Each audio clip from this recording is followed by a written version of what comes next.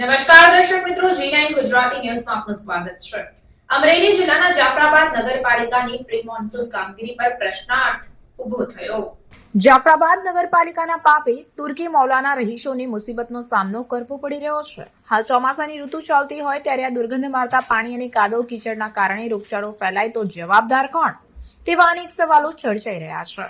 જાફરાબાદના તુર્કી મોહલ્લા જૂની કોટના પાછળના વિસ્તારમાં હુસૈની ચોક વિસ્તારમાં કાદવ કીચડ અને દુર્ગંધ મારતું ગટરના ગંદા પાણી ભરાઈ રહેતું હોય ત્યારે વારંવાર નગરપાલિકાને જાણ કરવા છતાં તંત્ર આંખ આડા કાન કરી રહ્યું હોય તેમ લાગી રહ્યું છે। આગામી દિવસોમાં મહોરમ તહેવાર આવતો હોય ત્યારે અહીં રહેતા રહીશો દ્વારા સાફ સફાઈ કરવાની માંગ કરવામાં આવી છે। અતિશય ગંદવાડના કારણે મચ્છરોનો ઉપદ્રવ વધે અને રોગચાળો ફેલાય તો જવાબદાર કોણ? નગરપાલિકાના જવાબદાર અધિકારી દ્વારા જ્યાં જ્યાં ગંદા પાણી ભરાય તે વિસ્તારની મુલાકાત લઈને સાફ સફાઈ કરવામાં આવે તેવી માંગ કરવામાં આવી છે। હરીફ દાઉદ કુરેશી, તુર્કી સમાજના પટેલ।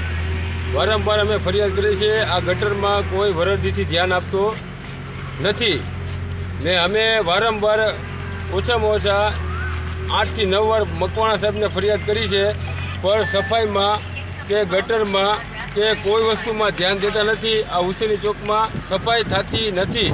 અમે વારંવાર ફરિયાદ કરી છે, એટલે મહેરબાની કરીને આ સફાઈનો મોહરમનો તહેવાર છે એટલે સફાઈ તમે કાયદેસર કરાવો। મારું નામ અજીમભાઈ ભટ્ટી, જાફરાબાદ તુર્કી મોહલ્લામાં રહેવાસી।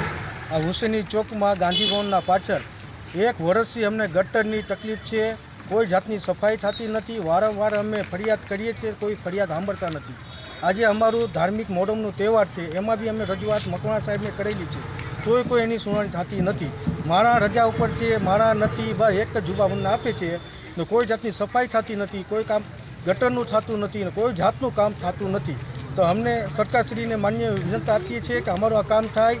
મોહરમનો તહેવાર છે, એના પહેલાં અમને ગટરનું સફાઈનું કામ અમારું થઈ જાય। હુસેની ચોક, જાફરાબાદ, તુર્કી મોહલ્લા।